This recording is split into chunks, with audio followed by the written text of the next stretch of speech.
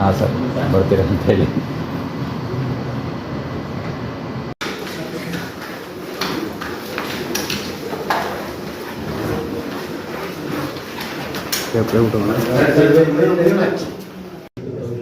Charge ತಗೊಂಡಿದ್ದು ಮಾನ್ಯ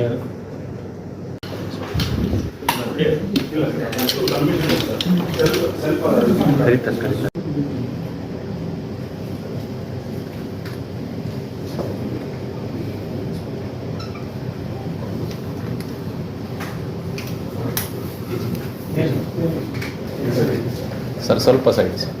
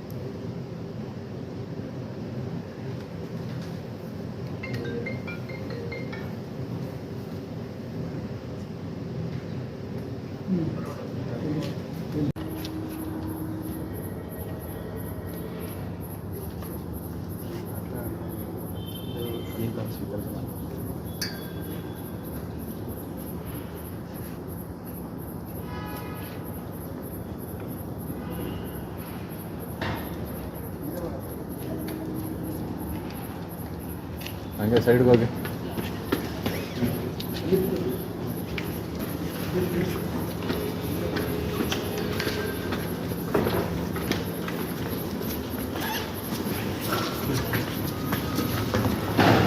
ಬರ್ರೋ ಎಲ್ಲ ಒಳಗಡೆ ಬಂದ್ಬಿಡಿ.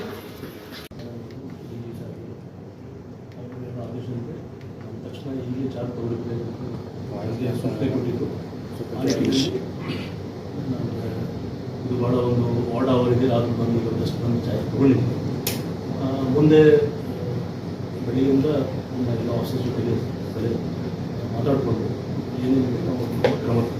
ಸರ್, ನೀವು ಒಂದು ಕಠಿಣ ಸಮಯದಲ್ಲಿ ಸ್ವೀಕಾರ ಮಾಡ್ತಾ ಇದ್ದಾರೆ, ಮತ್ತೆ ಒಂದು ದೊಡ್ಡ ಕೇಸ್ ಕೂಡ ಈಗ ನಿಮ್ಮ ಮುಂದೆ ಇರುವಂಥದ್ದು ಸರ್. ಅದನ್ನ ಯಾವ ರೀತಿ ತನಿಖೆ ಮಾಡ್ತೀರಾ, ಮತ್ತೆ ಯಾವ ರೀತಿ ಅದನ್ನ ಹ್ಯಾಂಡಲ್ ಮಾಡೋದು ಸರ್? ನಿಮ್ಮ ಯೋಜನೆ ಹೇಗಿದೆ?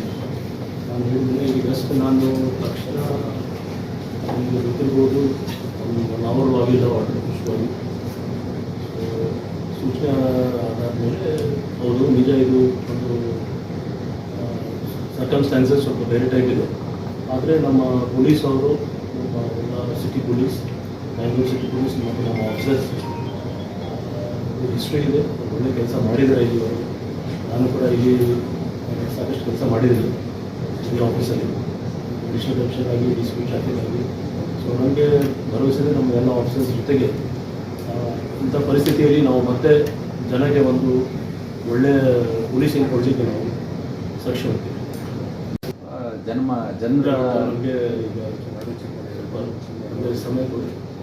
ಈಗ ಜಸ್ಟ್ ನಾನು ಚಾರ್ಜ್ ತೊಗೊಂಡಿದ್ದೀನಿ, ಇಲ್ಲೆಲ್ಲ ಮಾತಾಡ್ತೀನಿ, ಎಲ್ಲ ವಿಷಯ ಬಗ್ಗೆ ಮಾತಾಡ್ತೀನಿ. ಚಾರ್ಜ್ ತೊಗೊಂಡಿದ್ದೀನಿ, ಅದು ನೀವೆಲ್ಲರಿಗೂ ಸಹಕಾರ ಬೇಕು. ಮತ್ತು ನಮ್ಮ ಎಲ್ಲ ಆಫೀಸರ್ಸ್ ಯಾರಿದ್ದಾರೋ ಅವ್ರ ಜೊತೆಗೆ ಮಾತಾಡಿಕೊಂಡು ಏನಿತ್ತು ನಾವು ಖಂಡಿತ ಇಲ್ಲಿವರೆಗೆ ಯಾರು ಪೊಲೀಸ್ ಕಮಿಷನರ್ಸ್ ಕೆಲಸ ಮಾಡಿದರೆ ಅವರು ಒಳ್ಳೆ ಕೆಲಸ ಮಾಡಿದ್ದಾರೆ.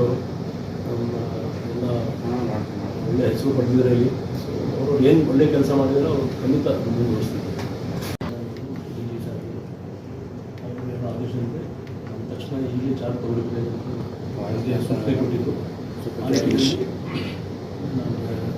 ಇದು ಭಾಳ ಒಂದು ವಾರ್ಡ್ ಅವರಿಗೆ ಆದರೂ ಬಂದು ಇವತ್ತಷ್ಟು ಬಂದು ಚಾರ್ಜ್ ತಗೊಂಡಿದ್ದೀನಿ.